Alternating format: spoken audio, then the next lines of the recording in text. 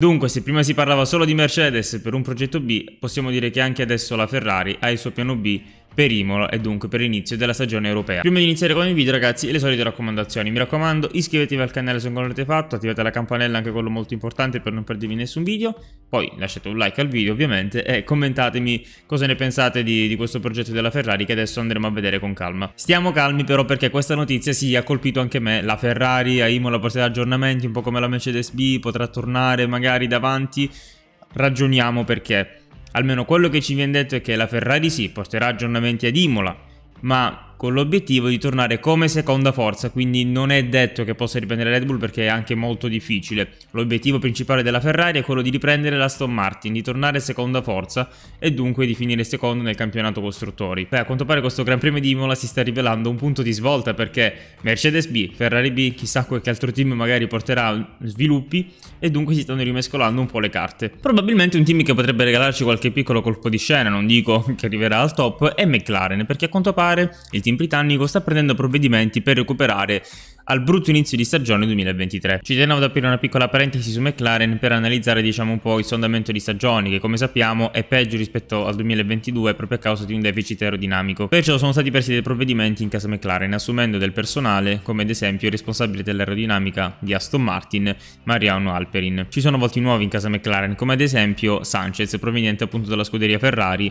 e poi volti nuovi anche dalla Red Bull, perciò McLaren sta facendo sul serio per rimediare a questo pessimo inizio di stagione. Chiusa questa piccola parentesi su McLaren, direi che possiamo concentrarci sulla Ferrari e sui suoi sviluppi. Questi aggiornamenti però dovevano arrivare già a Baku, dunque il Gran Premio dell'Azerbaijan, però essendo degli aggiornamenti importanti a quanto pare a Ferrari è servito un po' più di tempo, ma se vi posso dire la mia, ragazzi, meglio farli dopo ma fatti bene e non fatti male di fretta. Ma quali sono dunque le novità che porterà Ferrari? La prima novità è appunto la sospensione posteriore con effetto anti-squat, vale a dire, come abbiamo già detto nel video precedente, avere un posteriore stabile con un'altezza fissa.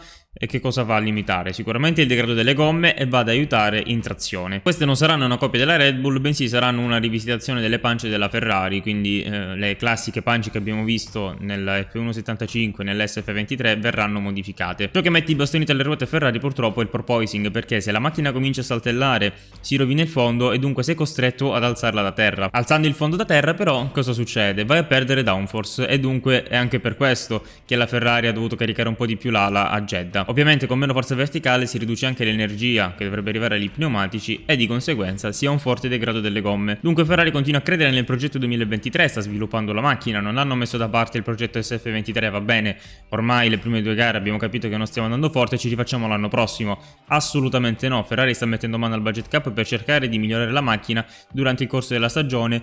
E una prova sono questi aggiornamenti che arriveranno appunto ad Imola. Spero ovviamente che questi aggiornamenti possano fare la differenza per, non dico lottare con Red Bull perché è molto difficile, la Red Bull è davvero forte quest'anno, ma quantomeno riprendersi la seconda posizione che al momento è occupata da Aston Martin. E sperare soprattutto che il weekend dell'Australia vada meglio rispetto a Jeddah. Qualora non fosse così, mi sa proprio che dobbiamo aspettare gli aggiornamenti ad Imola. Bene ragazzi, per questo video era tutto, mi raccomando lasciate un like, un commento, iscrivetevi al canale se non l'avete fatto, fatemi sapere la vostra opinione nei commenti molto importanti, ditemi se secondo voi la Ferrari riuscirà a recuperare questo gap da Aston Martin e qualcosina anche su Red Bull, vi rispondo tranquillamente. Mi raccomando che seguitemi su tutti i social, link in descrizione, importante attivate la campanella per non perdervi nessun video. Da questo è tutto, noi ci vediamo al prossimo video.